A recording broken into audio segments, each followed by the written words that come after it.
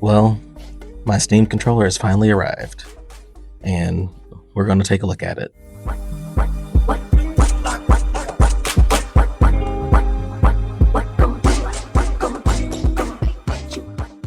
And if you've seen my previous content, you might think I'm a huge hater, and I might be, but what I'm always do is hate accurately. I will never cast definitive judgment on something that I have not personally experienced. So here we are. But I feel like I have a unique perspective here. I actually use a controller on PC in a way that highlights the problem that Valve is trying to solve. This is my loadout. My computer is in my entertainment center. I play from my couch. I use this little pillow thing to support my arms while gaming, and it doubles as a mouse pad when I'm editing videos or playing little clicker games. I'm not some poser sitting at my desk telling you how useful this controller is. I do this for real, and we're going to see how well this controller fits into it. How well does the Steam controller solve the PC couch gaming problem? And just a reminder that this is kind of a review, and in saying that, I don't want you to hyper-focus on what my personal opinion is. I want you to focus on the reasons why I think what I think. That's how you're going to figure out whether or not this product is for you. Alright, initial impressions. Feels kind of cheap in the hand. Now that's relative to what I typically use. The Elite Series 2 has its own problems and it's a good deal more expensive. The Steam controller is cheaper and feels cheaper. I would probably put a skin on it, but that's going to put you a lot closer to the price of an Elite controller. Other than the texture of the controller, everything else feels pretty solid. The buttons button like you'd expect.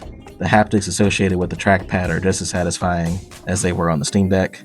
The gyro is definitely there and implemented pretty well, using capacitive sensors to tell when to activate. I'm not super sweaty with shooting games, so I don't really feel like I've ever had any problem using a joystick to aim. Gyro doesn't immediately solve a problem that I was having. I'm sure there's some really cool stuff that you can do with it, but gyro has a learning curve and I've already learned how to use a joystick. I'll keep fussing with it though, and I'll make a follow-up video if it changes my life at some point. The Steam controller has like 36 physical inputs, and most of these can be doubled with Steam input using a shift function. For example, you can program the X button to function normally by default and do something else when one of the back buttons is held down. I use extra inputs in games like Monster Hunter to give me quick access to hotbar items. You can also use button combinations to bring up performance overlays and things like that. So the sky is really the limit here. You can make an entire control scheme from scratch if you want to. But here's my hot take as a person who considers himself to be a controller enthusiast. If you're playing a game where you feel like you need all of these additional inputs to have a good experience, you should just play something else. A good example is Satisfactory. This game is amazing and super fun. It released into early access in March 2019. They did not fully add control support until June 2025. If you're playing with the controller now, you're going to have a good time. Everything works pretty well, and the input layouts are very well thought out. The fact that control support is so well implemented now means that it could have been implemented years ago. It just wasn't a priority for the developers. Sure, you could have used Steam input and mapped all the controls out yourself, but why reward the developer for not considering your preferred playstyle? In my experience, games that don't have control support probably aren't finished yet and aren't really worth playing. So if you prefer to use a controller, don't waste your time cobbling together a decent experience with Steam input. Just spend your time and money elsewhere.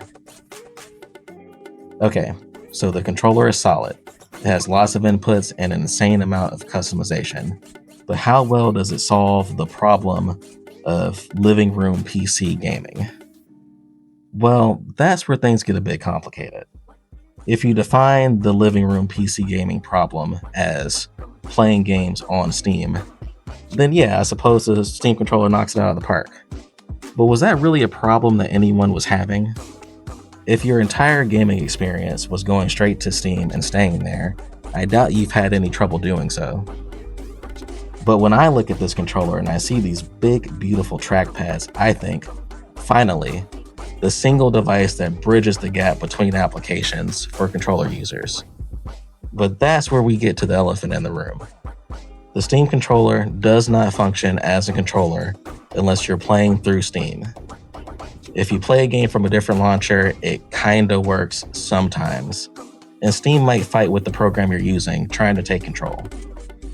And it's not like this was false advertising or anything. They told us during the reveal.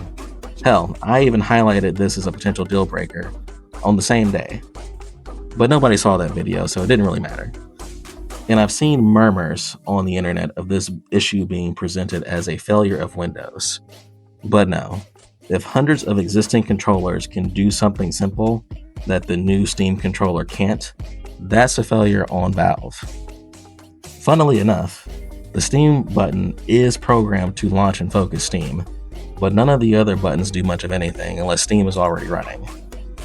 This implies that the decision to make your controller a potato without Steam is a choice rather than a technological limitation. At the time of recording, there are a couple of third-party solutions over on GitHub that'll get your controller mostly working, though not perfectly. If a handful of enthusiasts over on GitHub can come up with a solution in a couple of days, why didn't Valve just do it? This further implies that Valve could have solved this problem, but chose not to. If you're content with staying inside of Steam's little box, none of this will really bother you. But I bought this controller to use on my computer. If I was interested in making those kinds of concessions, I would have just stayed on console. You can't try to sell me a computer by saying, hey, it's a computer, you can do whatever you want, and then sell me a controller that only works on your terms. They're trying to win at both ends, setting up a walled garden without catching any flack for it. I guess I could just accept the idea that the Steam controller is for Steam and just use a different controller when I want to play anywhere else. But that would take my total number of input devices up to at least 2. And if I'm going to do that, I could just use my Xbox controller with Xbox mode and switch between any app I want and still get 90% of the features of Steam input, and just use my mouse if I want to play some little bullshit clicker game. To wrap up, the Steam controller is an interesting controller with a lot of cool tech that's frustratingly bound by software in a way that makes it difficult for me to recommend for most gamers. If you play on PC and you like playing the games that you want to play, where you want to play them, then get something else. If you're cool with Valve pushing you into using Steam and only Steam, this might be the perfect product for you. Well, that's all I have for today. Make sure to like and subscribe if you want to see more content like this. Share your living room PC gaming tips in the comments below. Thanks for watching.